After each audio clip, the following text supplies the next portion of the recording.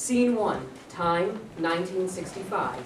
Place, capital city, located in a state in the southern United States. The setting, office of the governor. Sitting behind the desk is the governor, Azariah Walton III. Seated opposite him are his two advisors, R. Bennington Rick Green and Delbert T. Mack McVeigh. The niggers are acting up again, Governor. They're threatening to march on the Capitol and demand the right to vote. They already have the right to vote. What more do they want? Is it our fault that they can't pay the poll tax? No, it isn't, but this is becoming serious. All kinds of agitators are pouring into the state, stirring up all kinds of trouble. It isn't right. No, it isn't. We don't need any outsiders telling us how to deal with our Negroes. Where do they get off trying to do that? Who the hell are they? They're just a bunch of pompous hypocrites, that's all, using the niggers to attack us. I think it's about time that we took action to stop all this agitating now, before it gets out of control. What do you mean, out of control? It could escalate into something bigger and much more dangerous. Stop pussyfooting with words and speak plainly. What exactly are you trying to say? What I'm saying is this. The niggers want to take over. That's what I'm saying, period. I can't be any more explicit. Well, that ain't ever gonna happen, ever.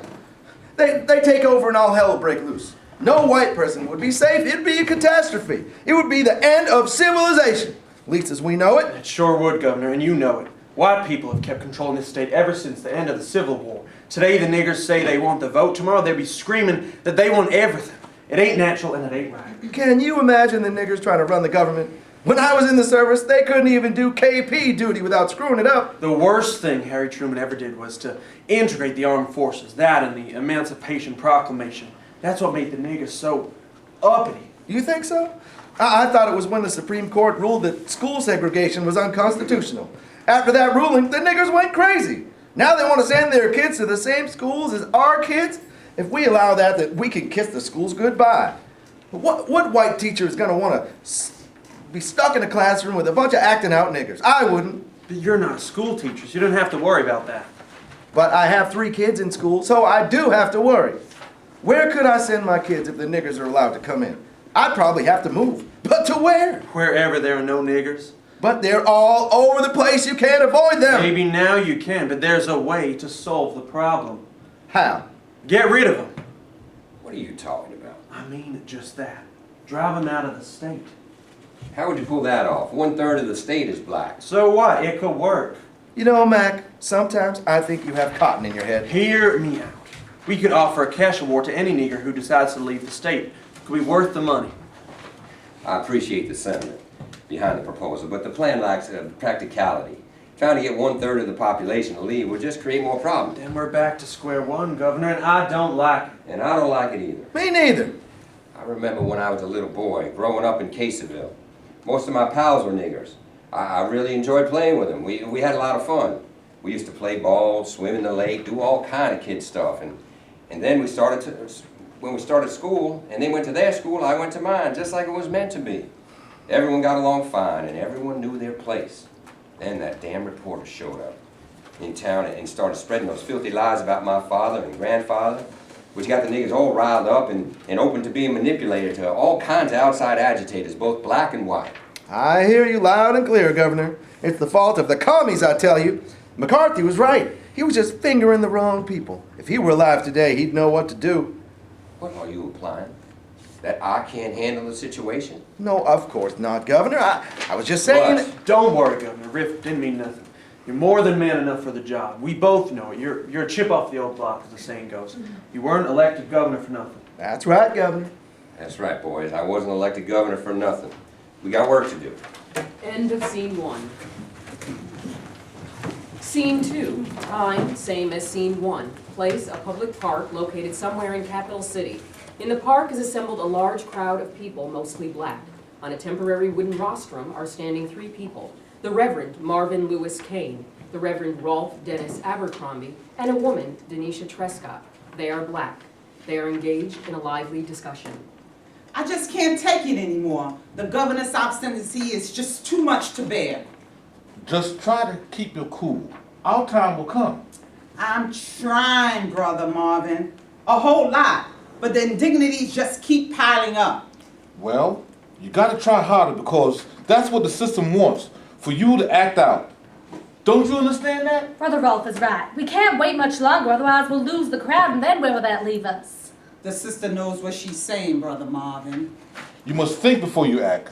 And I'm telling you, the time has not yet come for us to mobilize for action. We have been enduring inequities for centuries. Black women have suffered especially hard. We must have justice.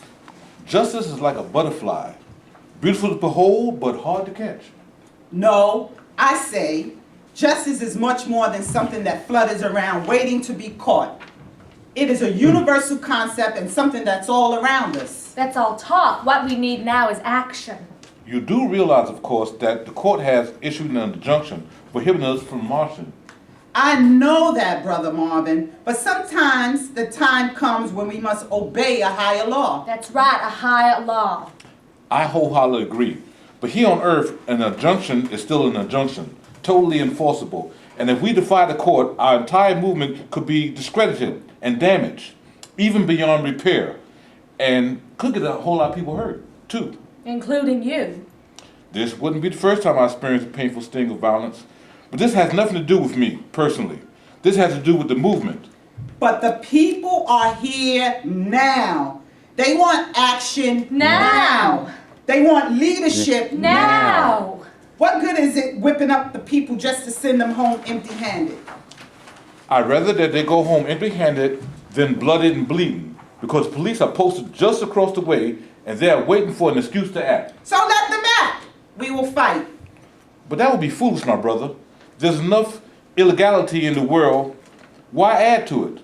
We will be branded as hoodlums, mere opportunists, looking to use our grievances as a pretext to act out. Brother Marvin is right. We have dilly-dallied enough. We can't worry about what others may think. We have to act. The black women of this country demand action. We no longer will accept being treated like second-class citizens. We want our black men to act like men and stop being afraid. Those are brave words, but we are not rebel rousers. We are here to do serious work.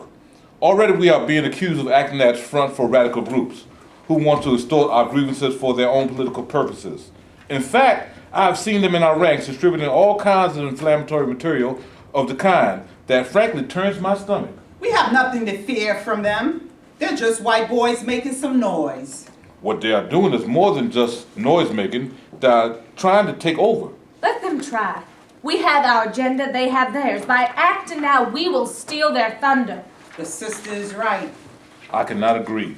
To act now will play right into those agitators' hands and will provoke a police response that would lead credibility to their brutal tactics. We want justice. We want justice. We want it now. Do you hear them? I hear them loudly and clearly. Do you heed their words? I heed their words. So speak to them. Tell them what they've come from all over the country to hear. Tell them the truth. Tell them it's time to march. End of scene 2. Scene 3. Time 1857. Place, a yard in front of a shack located in an immense field a few miles outside of Capital City. A young man is digging a hole with a shovel. His name is Ezariah Walton. He's a sharecropper. Standing at the entrance to the shack is his wife, Eunice. I'm almost done. Good. It's a sad time, such a sad time. Yes. But it's God's will. Whatever. We did all that we could. Yes, we did. Doc Jones did all that he could. Yes. All he could. Now he's gone, Yes, he's gone. but he won't be forgotten. It's too bad we couldn't bury him proper in a cemetery. You know we couldn't afford that. This is the best we can do. Yes, the best we can do. I'm just a dirt farmer, And I'm your wife. and we are poor. Yes, we are poor. But we are not dirt. A black man enters. His name is Rufus. He's out of breath and terrified. Sir, help me. They're after me. Who's after you, boy? My master. You running away? I have to. He's out to kill me. Who is your master? Mr. Lemuel Scott of Scott's Plantation. Is that the same Lemuel Scott who lives in Coates County? Yes, sir. I heard of him. He has a reputation for nastiness towards his servants. Beats up on them at the slightest provocation. And so he does. Well, that ain't my concern, boy. You just turn around and go back. I told you, he wants to kill me. What did you do? Nothing, really. I'm telling you, you gotta believe me. Well, you must have done something. It's like this. He caught me reading a newspaper. Well, since when can niggers read? I taught myself. I listened to my master's kids getting instruction and I picked it up. I couldn't help it. Niggers who can read? What's this world coming to? That boy is gonna get us into trouble. She's right. You better skedaddle now, or otherwise you'll get us all into a heap of trouble. I wouldn't want that to happen, sir. Oh, what's with you niggers anyway? You got it good, you just don't know it. You have no worries, no cares. You got your master taking care of you, that is, as long as you don't get uppity, stay respectful, and do what you're told. Trouble is, you're all spoiled. But sir, I want my freedom. Freedom? Why? Well, look at me and my wife. We're free. We work this land, work harder than any slave. And what do we have to show for it? Nothing. Right now, you caught us at a bad time. We just lost our baby. I'm sorry to hear that, sir. I really am. Is there anything I can do to help? It's right good of you to ask. Shows that you're kindly. Now, being that you're a learned nigger, maybe you could say a few words over the grave. I'm kind of rusty on my Bible learning. Is that the grave? Yeah, it's gonna be. I'd be right honored to say a few words. That's good of you. I'll go inside and fetch the coffin. Eunice and Walton exit. Moments later, both return. Walton is carrying a small, plain wooden coffin. Inside the coffin is the corpse of the dead child. Azariah places the coffin into the hole and then covers it with dirt. Eunice is weeping. My baby, my poor little baby, he never had a chance to live. Go ahead, say some words. Lord, please receive this baby into your arms and let this baby enjoy the fruits of eternal life. For yours is the kingdom, the power and the glory for now and forever. Praise be the Lord and amen. Amen. Amen. Those were right fitting words. Give the man some food. It's the least we can do to show our thanks. Eunice exits and soon returns with a bundle of potatoes. She hands them to Rufus. This is all we have. I can't leave you with nothing. Don't worry about us. We'll manage. Now it's time for you to get moving. Maybe we'll meet again. Maybe. Rufus exits. Azariah picks up the shovel and starts filling in the hole. End of scene 3. Scene 4. Time, 1864. Place, the interior of a cabin located inside a prisoner of war camp housing captured black Union soldiers. Present are 2 Confederate soldiers, Azariah, who's a sergeant, and a teenager, Ollie Fisher, a private. What are we gonna do with all these niggers? Guard him. Sarge, I don't want to be guarding a bunch of niggers. I want to be out there fighting Yanks. Oh, stop your griping. You don't know when you got it good. But Sarge, the niggers ain't even soldiers. Boy, that damn Lincoln created a big mess, he sure did. That emancipation made the niggers think they're our equals. Well, what'd you expect from Lincoln? To keep them slaves? We can't afford to have uppity niggers. All they know is being slaves. They can't handle being free. They need us white folks to make sure they don't get into trouble. Yeah, I know, but things are a-changing. They sure look strange wearing uniforms. How so? They ain't real soldiers. They were real enough to give us a good fight. There's no way a nigger can beat white soldier. The Yanks seem to think otherwise. What do the Yanks know about niggers? They know how to get them to do the fighting for them. And how to get their asses whooped and become prisoners. Why don't we just return them to their masters? Well, who knows where they come from? And to tell you the truth, I couldn't care less. It's enough for us to have to guard them. Rustling sounds from offstage. Hush. You hear that? Yeah. Both pick up their rifles. Who's out there? I'll give you to the count of 3 to talk. 1, 2. Don't shoot! I won't if you show yourself now. A black man enters. It is Rufus. He is wearing a Union Army uniform. Okay, nigger, hands up.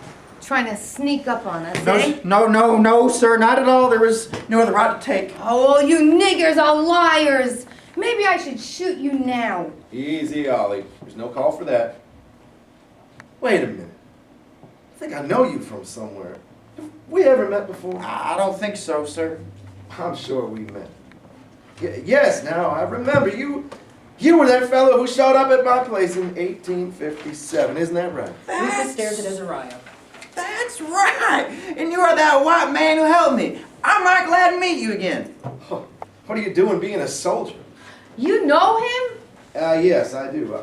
We met by chance a few years ago on my farm. He was lost, wandering around, and I made sure he got back on the right path. How's your wife, sir? She's dead. She died from typhus. But thanks for asking. I'm truly sorry to hear that, sir. She seemed like a good woman. Since he was trying to escape, let's shoot him. And all his pals, too. Who'd miss a few dead niggas? Enough of that talk, Ollie. Nobody's gonna be shooting anybody, at least not now. Well, then what are we gonna do with them? Would you stop your pestering me? Why are you trying to escape? I really wasn't trying to escape. I was just trying to find me some grub. Me and the boys don't have enough to eat. Well, why didn't you say that in the first place? What good would it have done? You white boys have no use for us.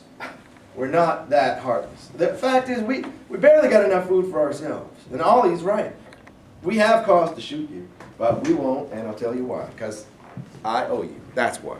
Sarge, what in tarnation are you talking about? The nigger was escaping. Now, don't sass me, Ollie, or I'll give you what for. This man helped me in my time of grief. He said words that comforted me and my wife and helped send my baby boy to heaven. I can't forget that. But he's no preacher, he's a nigger. I know that, but still, he said the words, and he said them right proper, with feeling, too. Sarge, I think this nigger has spooked you. They can conjure up all kinds of stuff to mess up your head. I'm not spooked. I'm talking sense. So, what are we gonna do with them? Where are you heading to, boy? I don't know. I just wanted to get away. Going where? To my home. What kind of work do you do? I'm a carpenter, you know, do odd jobs. I also teach school for colored kids in town. Sarge, who cares what this nigger does or where he lives? He's a prisoner, was escaping. So let's shoot him and be done with it. Watch what you're saying, boy. It could cost you. You know that we're under orders to report all runaways to the captain. I am aware of that, Ollie. You are beginning to vex me. I don't mean to, Sarge. I just don't want us to get into trouble. Well, would you just shut up already? And so what am I supposed to do with you? I'm at your mercy, sir. Yes, I guess you are. Ollie, you take this nigger and march him across the field to that big maple tree over yonder. Why'd you want me to do that? Don't question me, boy. Just do it. Okay, nigger, get moving. Ollie turns to exit. Then Azariah hits Ollie on the head with the butt of his rifle, knocking Ollie unconscious. Okay, here's your chance to score. I don't know what to say. What about him? Don't worry about him. I'll tell him you hit him. He'll be so rattled he won't know the difference. Now get lost, and if I see you around here again, I may not be so kind. By the way, before I forget, what's your name? Rufus Trescott. And where's your home? Alton, Illinois. That's where I have my wife and child. Okay, Rufus Trescott from Alton, Illinois. Now skedaddle. Rufus stares at Azariah, then exits. End of scene 4. Scene 5. Time 1890. Place, capital city, the governor's office. Sitting behind the desk is Azariah. He's the governor of Alabama. Sitting opposite him are 2 men, Lyle Ogilvy and Lem Carpenter. They're Azariah's special advisors. I tell you, Governor, it's either us or the niggers. That's right, Governor. We can't let this go on. If I ever get my hands on one of those damn agitators, I'll... Can that talk, Lem? I have more important business to discuss. More important than dealing with agitators? Look, boys, I want to start a school for colored folk. What? You heard me. But that'd be like pouring fuel on the fire. No, it would be more like putting out the fire. Or better yet, starting our own fire. One that we can control. But, boss, you know if we give in to the niggers, they'll take over everything. We're not giving in to anybody. We'll be keeping everything under our control. Look, it's 1890. Things are a-changing, and there's nothing we can do about that. Governor, nobody gives a hoot about the niggers except whenever they forget their place. That's where you're wrong. Dead wrong. Okay, you show me one white person in this state who gives a hoot about the niggers and I'll paint your house. You'll paint my house? Don't do me no favors. You couldn't do hard work even if a gun was pointing at you. What you have in mind, Governor? Yeah, like I was saying, I want to build a school for colored folks. A trade school where they could be taught all kinds of skills. Help them become more productive members of society instead of being dependent on the Yanks for help. Oh, I see. You want to out-yank the Yanks. Well, kind of. I also want to show the world that in our state, we white folk really do care about our coloreds, which is more than I can say for the white folk up north. Hypocrites they are. So who's gonna run this school? You're putting the cart before the horse now. First, we got to get the school built, and that'll cost money. Well, that's why I have you gents in here meeting with me today to discuss raising the necessary funds. What do you want us to do? The usual. You knock on doors, tell them who sent you, explain why, and ask them to support the project. If anyone gives you lip, you let me know and I'll take care of it. Tell them that this is for the good of the state. Now get out there and make sure you leave the same way you came in, by the back door. Lem and Lyle exit. Azariah gets up, walks over to the door of his office, and opens the door. I want to send a telegram to Rufus Trescott, Alton, Illinois. End of scene 5. Scene 6. Time 1898. Place, a dining room in the Walton house. Seated at the table are Azariah, his wife Lulu Bell, and their son, Azariah Walton II, a.k.a. Junior, who is 20 years old. Well, Father, I'm doing quite well in my studies. So glad to hear that. Don't you agree, Mother? Of course I do. He's such a good boy. Soon I'll be applying to law school. Excellent choice of avocation, my boy. Excellent. Father, if it isn't too much to ask, would you mind if I went to town tonight with a few of my friends? You just got in from school, boy. What's your rush? Oh, Papa, stop fretting. The boy wants to be with his friends. Let him have his fun. I realize that, Mother. But what's so important that you gotta leave so fast? Papa, it isn't like I don't want to be with you and Mother. Of course I do. It's just that I already made plans to get together with some friends. And who may they be? Just friends that I made at school. Then why don't you have them come here instead? Then we could meet them and show them some real hospitality. I'd love to, Mother, but we already made other plans. Papa, it looks like our boy has a crowded social calendar. So it seems. It says here in the paper that the battleship Maine blew up in Havana Harbor. That could mean war. Oh my. What do you plan to do, Junior? I don't know. I really want to complete my studies. Sometimes duty calls. Papa, let the boy finish his studies. I'm not telling him what to do. I'm just saying that sometimes we have to, what's the fancy word? Prioritize. I know. And that's why I'm meeting with my friends tonight. We're going to talk about the war and about some other stuff, such as maybe paying a visit to the Trescott school. Now, why would you want to do that? Because the niggers there are getting mighty uppity. Uppity? In what way? Homer Beasley told me that last week a nigger wearing the Trescott school cap winked at his sister while she was shopping in town, and it upset her so much that she ran home crying. We can't allow such things to happen. That sounds serious. Well, maybe I ought to call Mr. Trescott and discuss the matter with him. Papa, you can call him, but we're set on paying that school a visit and teaching those niggers a lesson. Junior, you listen to your Papa. Now, Mr. Trescott is a friend of mine, and I'm sure that we can settle this matter without adding to the distress. Papa, you're not governor anymore. But I can still pull a few strings. So let me do my string pulling. You go upstairs and read a book. But Papa... Don't you but Papa me, you hear? Me and Mr. Trescott will work things out, and don't you even think about sneaking out, because if you do, I'll not let you back in. Ha, I'll cut off all your funds, render you destitute, disavow your debts, and personally see it that you enter the army as a private, not an officer. Is that final? Yes, Papa. I hope we haven't raised a fool for a son. I hope not also, Papa. I hope I didn't make a mistake starting up that school. You did what you thought was best. Yeah, it was either that or have every colored boy in town lollygagging around with nothing to do except make trouble. And that'd just rile up the white folk. You know what that would mean. Ku Kluxers. Oh my. End of scene 6. Scene 7. Time 1920. Place, an office in a steel mill located at the outskirts of Capital City. Sitting behind the desk is Hank Covington, the president of Consolidated Steel. Sitting opposite him is Junior. Both men are dressed in business suits. I tell you, Junior, maybe I should just throw in the towel and quit. Why are you thinking that way? See, I never known you to quit anything. It's all this labor agitation. It's becoming too much for me to deal with. It is a lot to deal with, but you're not dealing with it alone. I'm here with you. I pay the highest wages in the industry, install the newest equipment, but all they want is more and more and more. When will it stop? You know, HC, we have not exhausted all of our options. What do you mean? You know, we got a lot of colored folk who'd be glad to work for you. You mean hire niggas to do skilled work? Making steel isn't like frying up grits or picking cotton. HC, your thinking is outdated. From what I saw in 1898 when I commanded a company of colored troops in Cuba, and from what I saw in the last war with strong leadership, niggers can do okay. But Junior, being in the army is not the same as working in a factory. I don't have the same authority. But you do, HC. Just in a different form. You have the power to hire and fire and close up shop if you have to. But if I close shop, then we'll be offline and lose money. And that's something I want to avoid if at all possible. I know that, HC, and to avoid that, we got to think about hiring niggers until the white workers come back to their senses. You know, of course, that if we do hire niggas, a lot of people are going to become mighty upset. It may also play into the hands of those radicals that want to close down my operation. Actually, it would undercut the Reds. I mean, don't you see? The Reds want to radicalize the entire community, blacks and whites. By hiring the niggers, we'll divide the whites and blacks against each other.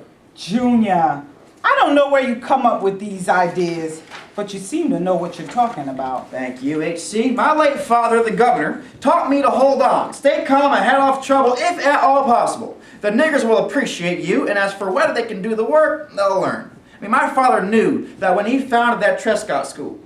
Remember how in 1898 the whites wanted to burn down the school? We almost had a war here too. Yes, but because of my father and Mr. Trescott, cooler heads prevailed and the troublemakers were duly punished. And during the war, several boys from Trescott served in the army, a few even as officers. I still can't countenance the U.S. Army allowing niggers to be officers. It ain't right. I know how you feel, but that's the way it is. I'll go over and talk to Mr. Trescott and explain the situation to him. You do that, Junior, and get back to me quick. You hear? And say hello to your wife. I will. End of scene 7. Scene 8. Time, same day, late afternoon. Place, an office at the Trescott School. Sitting behind the desk is a distinguished-looking black man, Rufus Trescott II. Standing next to Trescott is his wife, an attractive black woman, Amanda Trescott. The Ku Klux is on the move again. Yes, they are. They're a menace to society. You mean they're a menace to black society, don't you? That's what I meant, dear. What do you plan to do about it? I wrote a letter to President Wilson expressing the black community's indignation and concern. And you think writing a letter will accomplish something? My dear, what more do you expect me to do? I am an educator, not a politician. You know that my father was murdered by a lynch mob, yet you persist in doing nothing? I have you and the children to think of.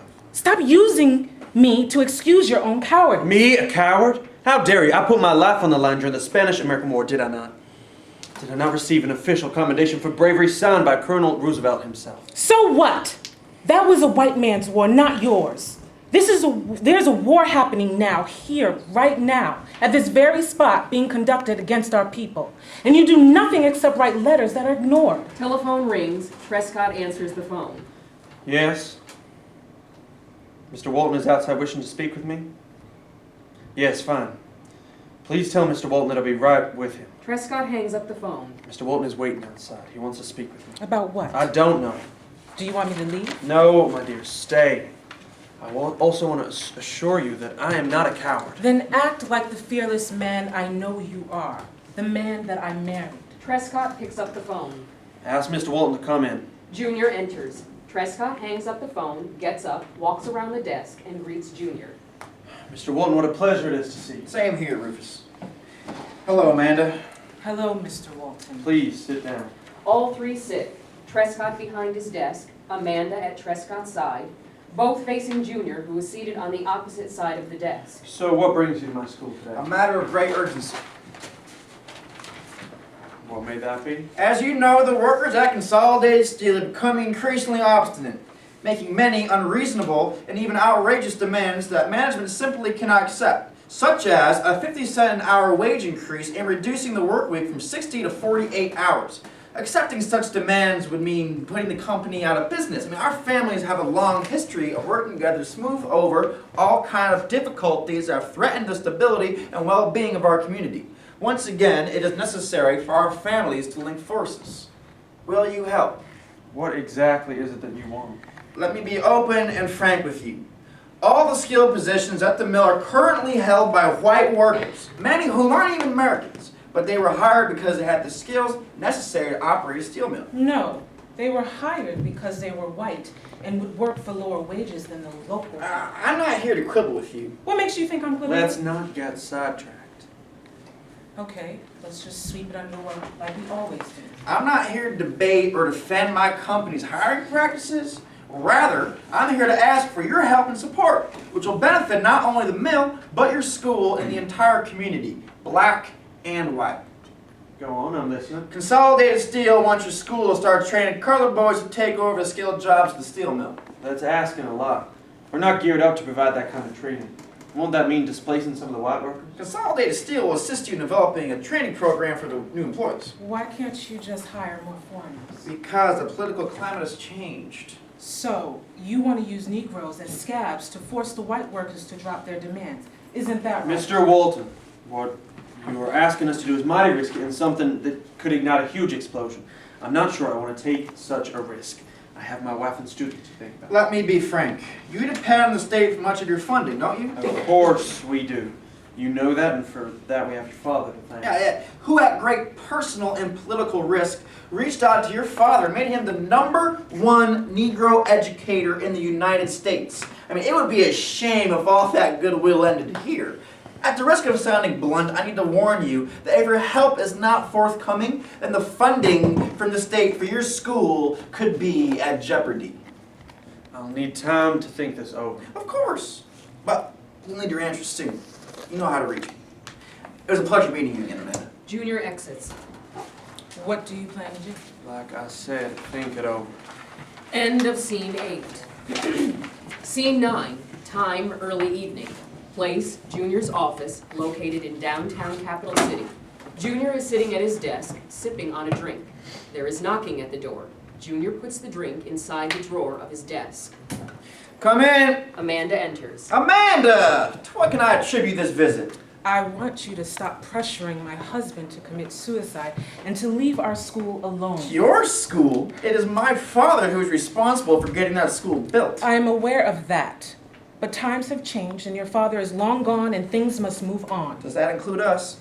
What happened between us is over and done with. Right now, the reason why I'm here is strictly business. Do you expect me to believe that? You had your chance with me, but you wimped out. You knew that our friendship could never go beyond a certain point. Oh, stop it. You seduced me. I was a young girl, innocent and impressionable, and you were, well, a young man with ideas. You knew how I felt about you. I thought I did, but you were just handing me lies. I met them. No, you didn't, and you proved that by your actions. What was I to do? I'd tell my father about us? That would have destroyed him and everything he had worked for. You mean it would have destroyed you? Yet here you are now in my office, uninvited, trying to con me into protecting your husband, but it won't work. All you are doing is provoking me. How can you live with yourself? Oh, stop it already. I'm doing my job. My client wants to keep his business operating, but to accomplish that, the workers have to come to their senses. What is wrong with that? What is wrong is that instead of dealing squarely with the issue, you're playing the race card. Now, look here, Amanda. Nobody's playing the race card. Now, if you don't mind, I happen to have some work to do. I'm sure you do. Please leave. I once really cared about you. It just shows how naive I was. Look, Amanda. If you do not leave now, I will call security and have you escorted out. Do I make myself clear? Okay, Junior. I'll leave, but we're not finished. That's where you're wrong. Now, please leave. Amanda exits. Junior picks up the phone. Hello? Security? A colored woman just left my office. I want you to follow her and then let me know where she goes. Good. Call me this evening at home. Junior hangs up the phone, then pulls open a drawer of his desk, takes out his drink, and gulps it down. End of scene 9. Scene 10, time the next day. Place, an office located in the headquarters of Local 814 of the Amalgamated Steelworkers of America. In the office are the president of the union, Logan Fedderson, the vice president, Clancy Kilkenny, and a third man, Bruce Davenport, a labor activist. I'll call New York today if you want. We can handle things just fine without bringing in outside help. Look, I know what you think, but I'm no red. I'm American as red, white, and blue. That I find hard to believe. If it was up to me, I'd toss you out of this office right now. Clancy, the man came here claiming that he wanted to help. The least we can do is hear him out. I heard enough already. He's nothing but a nigger who just wants to stir up trouble so he can take over the union. That is ridiculous. Mr. Davenport, we have a serious situation here. Our workers are working 12-hour shifts, 6 days a week for peanuts, and management won't budge. The membership is getting more and more impatient. If management refuses to negotiate seriously, we might have to call a strike, which could mean big trouble for us. Now, how can you help us? I want to meet with the black community in this town to encourage them to support the strike. The last thing we need is help from niggers. They are natural-born scabs who will destroy the union. But if we don't reach out to them, then management will, and then what will you do? We'll keep them in their place, that's what we'll do. Clancy, let's not fly off the handle. Maybe Mr. Davenport is right. We gotta stay one step ahead of management. Logan, bringing in niggers. Well, that would create problems. Lots of problems. Let's say we do bring them in. What's to stop them from taking our jobs? Nobody will be taking your jobs. Are you serious? You expect us to believe that? Yes, I do, because it's true. You have nothing to worry about. All you Bolsheviks are the same, trying to get over on us with empty promises. Well, guess what? It won't work here. I'm not trying to get over on anyone. I'm here to help. Look, Mr. Davenport, it's like this. If we agree to open our membership to niggers, management will offer them our jobs at a much lower wage. That you can take to the bank. So I have to agree with Clancy on that point. Instead of treating the Negro as a threat, why not treat him as an ally? Promoting solidarity will strengthen your union. Here we go with more of that Bolshevik talk. We have nothing in common with niggers. Get it?